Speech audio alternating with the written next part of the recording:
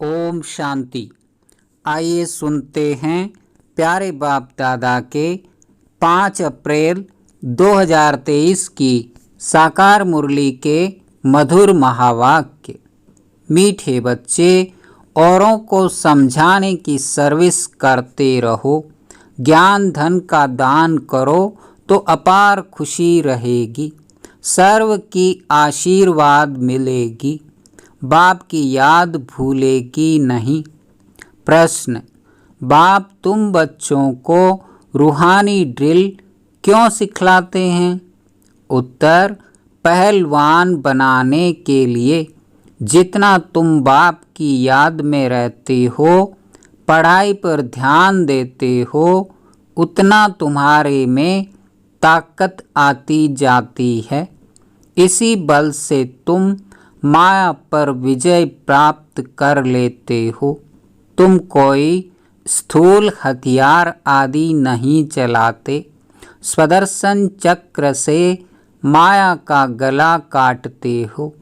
यह है अहिंसक युद्ध। गीत बजा है, बचपन के दिन भुला न देना। ओम शांति। बच्चे इस गीत का अर्थ समझते होंगे। बाप करण करावन हार है ना, तो ऐसे ऐसे गीत भी बाबा ने बच्चों के लिए बनवाए हैं। बाप बच्चों को कहते हैं कि बेहद के मात पिता के बच्चे बनकर फिर भुला न देना। यह याद लंबी है, याद करते ही रहना है। जब मात पिता कहते हैं तो पिता को याद जरूर करना है। मात पिता की याद तो पहले होती है, फिर वर्षे के लिए बाप की ही याद रखनी पड़ती है। लिखा हुआ भी है, डीटी सॉवरेंटी तुम्हारा ईश्वरीय जन्म सिद्ध अधिकार है।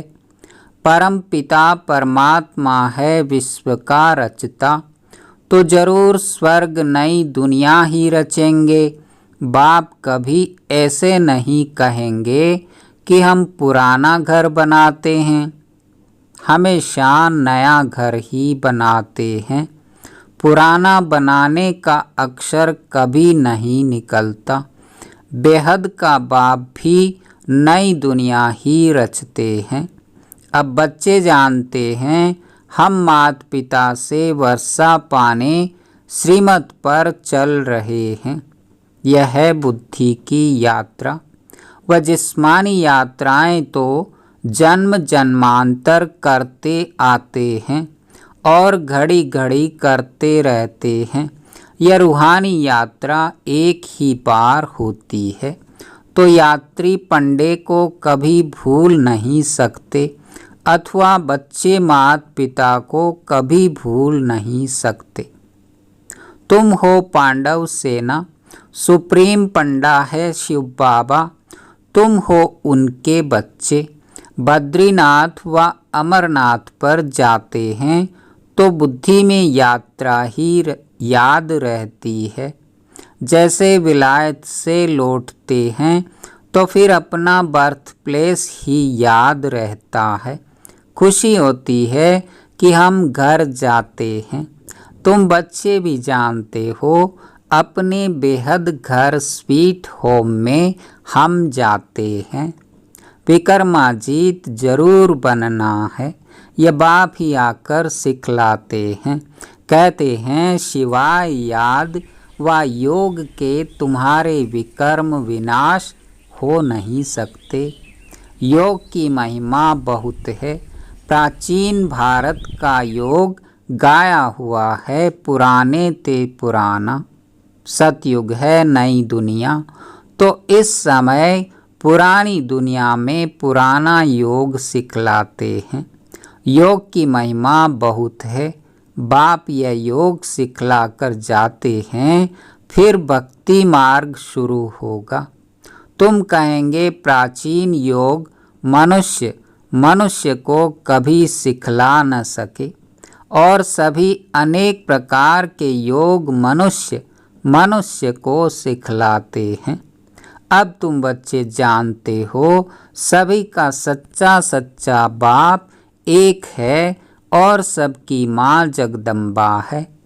यूँ तो फादर सबको कहते रहते हैं, म्यूनिसिपालिटी के चेयरमैन को भी फादर कहते हैं। ऐसे तो फिर बहुत हो जाते। गॉड फादर एक ही है, वह है रचता। सृष्टि भी एक ही है, ऐसे नहीं कि नीचे व ऊपर कोई सृष्टि है। मनुष्य कितनी कोशिश करते हैं चंद्रमा स्टार्स तरफ जाकर प्लाट खरीद करें।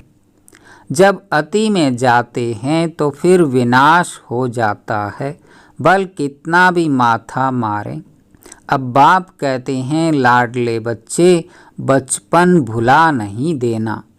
यहाँ तो पहले बच्चे बनते हैं बाप के, वही बाप फिर शिक्षक भी बनते हैं। वर्षा देने वाला एक ही बाप है। सन्यासियों को तो माता पिता है नहीं, प्रॉपर्टी मिल न सके। लौकिक बाप से तो सबको वर्षा मिलता है। पारलौकिक बाप एक ही है, उनको कहा जाता है रचता। बाप कहते हैं मैं हूँ मनुष्य सृष्टि का बीज रूप, मेरी महिमा भी करते हैं सत्य चित्त आनंद स्वरूप। यह तो समझते हो बाप की महिमा बिल्कुल अलग है और कोई की वो महिमा कर नहीं सकते। विश्व के मालिक लक्ष्मी नारायण की महिमा बिल्कुल अलग है। उनकी महिमा गाते हैं सर्वगुण संपन्न, अहिंसा परमो धर्म, मर्यादा पुरुषोत्तम। पहले नंबर में स्वर्ग के महाराजा महारानी की महिमा है। वह राज्य ही ऐसा है, यथा राजा रानी तथा प्रजा। वहाँ दुख का नाम नहीं रहता, प्रजा को भी दुख का नाम नहीं। ऐसी दुनिया तो जरूर परमपिता परमात्मा ही रचेंगे। उनको कहा ही जाता है हेवनली गॉड फादर।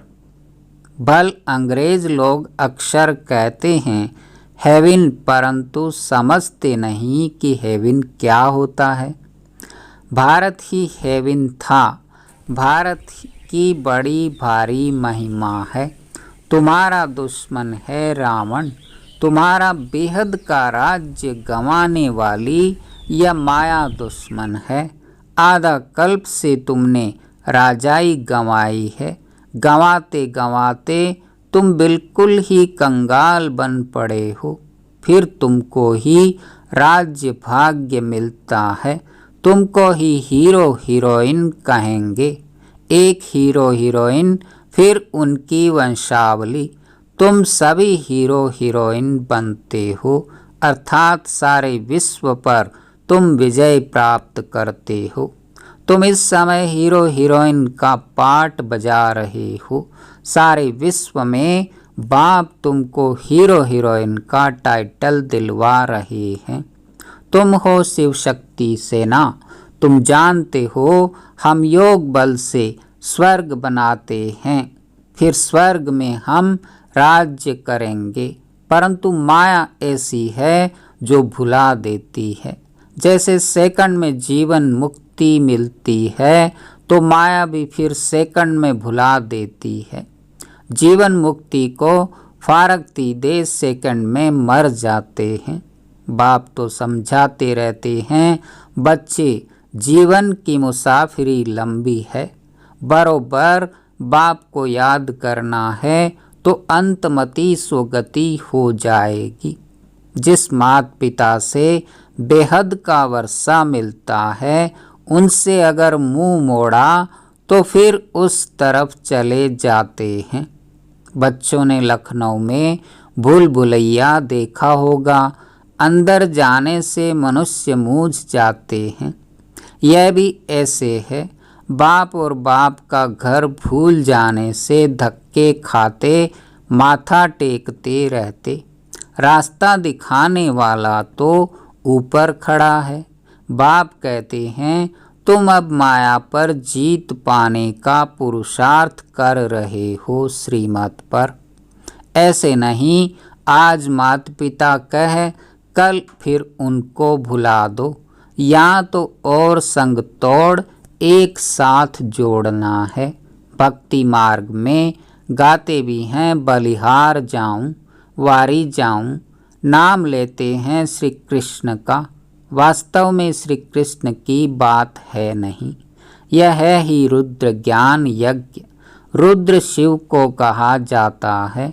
इतनी छोटी सी बात भी मनुष्य समझते नहीं। बाबा ने गीता बहुत पढ़ी है, परंतु पहले कुछ भी समझते नहीं थे, अभी समझते हैं। उसमें तो भगवानुवाच लिखा हुआ है, इस रुद्र ज्ञान यज्ञ से विनाश ज्वाला प्रज्वलित होती है। रुद्र ज्ञान यज्ञ को फिर कृष्ण यज्ञ कह देते हैं। रुद्र भी श्री कृष्ण का अवतार है, ऐसे कह बात उड़ा देते हैं। अब बाप कहते हैं, मैं तुमको राजयोग सिखाता हूँ, तो जरूर नई सृष्टि चाहिए राज्य करने लिए। दीपमाला पर लक्ष्मी का आह्वान करते हैं तो कितना सफाई आदि करते हैं। वह भक्ति मार्ग की रस्म रिवाज। या तो तुम मनुष्य से देवता बनते हो तो जरूर बिल्कुल नई सृष्टि चाहिए। इसके लिए ही पुरानी दुनिया का विनाश होता है। गीता में बिल्कुल क्लियर है, रुद्र ज्ञान यज्ञ से विनाश ज्वाला प्रज्वलित हुई। बाप है ही बेहद की सृष्टि रचने वाला। कहते हैं बच्चों, मुझ बाप को भूल नहीं जाना। आज हंसते कल बाप को भूले तो खत्म, फिर इतना रोना पड़ेगा जो कभी नहीं रोया होगा। बादशाही गंवा बैठते हैं, बड़ा घाटा पड़ जाएगा। घाटे वाले मनुष्य की शक्ल पीली हो जाती है। तो बाप कहते हैं, पारलौकिक बाप और वर्षे को भुला नहीं देना। औरों को समझाने की सर्विस करते रहो। सर्विस में बिजी रहने से फिर भूलेंगे नहीं। धन दिए धन ना खुटे, जितना दान करेंगे उतना खुशी का पारा चढ़ेगा। औरों की आशीर्वाद तुम्हारे सिर पर होगी। कहेंगे ऐसे पंडे पर तो बलिहार जाऊं, जिसने स्वर्ग का रास्ता बताया। यहाँ प्रैक्टिकल में बाप का शुक्रिया माना जाता है। बाप कहते हैं, बेहद की शांति सदा काल के लिए देने वाला तो मैं ही हूँ। मैं तुमको ऐसे कर्म सिखलाता हूँ जो कभी दुख अशांति हो नहीं सकती। कर्मों की गति बड़ी गहन है। बाप कहते हैं, मैं तुमको कर्म अकर्म विकर्म का राज समझाता हूँ। सतयुग में कर्म विकर्म होता नहीं, कर्म अकर्म होता है, क्योंकि वहाँ माया है नहीं। अभी तो माया का राज्य है, इसलिए कर्म विकर्म बन जाता है। अभी तुम ड्रिल सीख रहे हो और पहलवान बन रहे हो। यह पढ़ाई तो अंत तक पढ़नी है। जितना पढ़ेंगे उतनी ताकत मिलेगी। वृद्धि को पाते रहेंगे। हर एक मठ पंथ का पहले एक आता है, फिर वृद्धि होती जाती है। आजकल तो दुनिया में अंधश्रद्धा बहुत है। यहाँ तो पढ़ाई है, इसमें अंधश्रद्धा की कोई बात नहीं।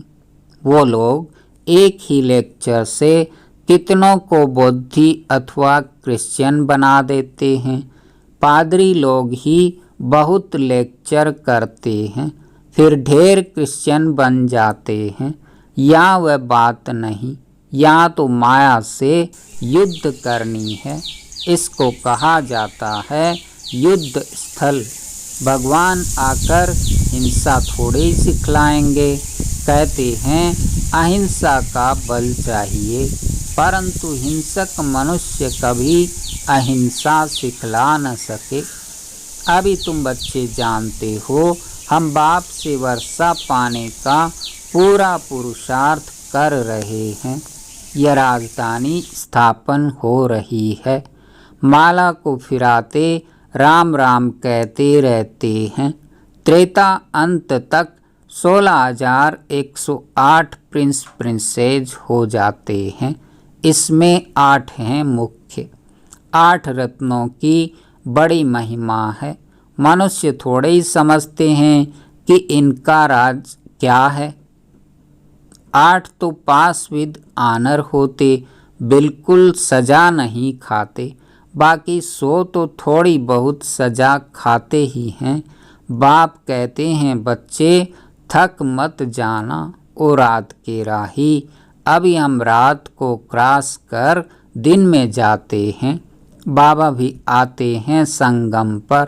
आधा कल्प की रात पूरी होती है तो बाप आते हैं। इसलिए ही शिवरात्रि कहते हैं।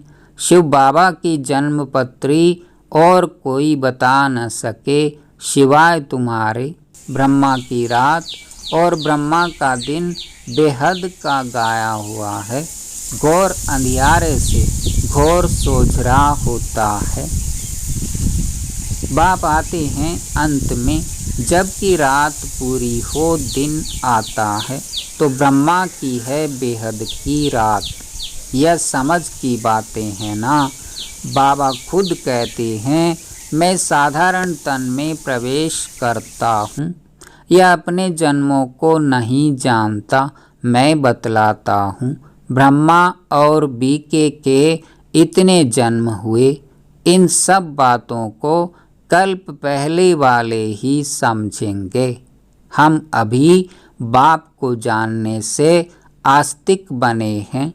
बाप से वर्षा लेते हैं। आत्माओं का बाप एक है। ब्रह्मा भी शिव बाबा का बच्चा है। एडाप्ट करते हैं ना। खुद कहते हैं मैं इनमें प्रवेश करता हूँ और कोई यह बातें कर न सके।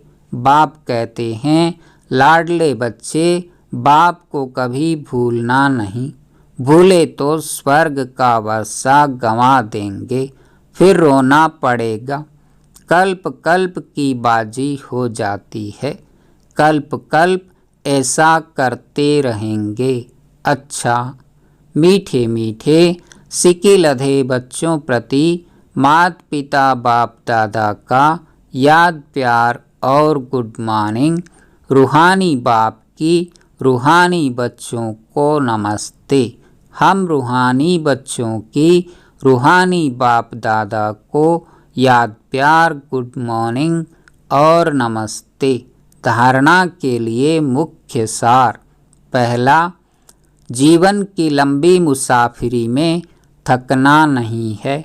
माता पिता से कभी भी मुंह नहीं मोड़ना है और संग तोड़ एक बाप पर पूरा बलिहार जाना है। दूसरा, स्वीट होम में जाने के पहले विक्रमाजीत जरूर बनना है। श्रीमत पर बुद्धि की यात्रा करते रहना है। वरदान, साथ रहेंगे साथ जिएंगे इस वायदे की स्मृति द्वारा कंबाइंड रहने वाले सहज योगी भव। आप बच्चों को वायदा है कि साथ रहेंगे साथ जिएंगे साथ चलेंगे। इस वायदे को स्मृति में रख बाप और आप कंबाइंड रूप में रहो तो इस स्वरूप को ही सहज योगी कहा जाता है। योग लगाने वाले नहीं, लेकिन सदा कंबाइंड अर्थात साथ रहने वाले। ऐसे साथ रहने वाले ही निरंतर योगी, सदा सहयोगी, उड़ती कला में जाने वाले फरिश्ता स्वरूप बनते हैं। स्लोगन, क्वेश्चन मार्क का टेढ़ा रास्ता लेने के बजाय कल्याण की बिंदी लगाना ही कल्याणकारी बनना है। ओम शांति, ओम शांति।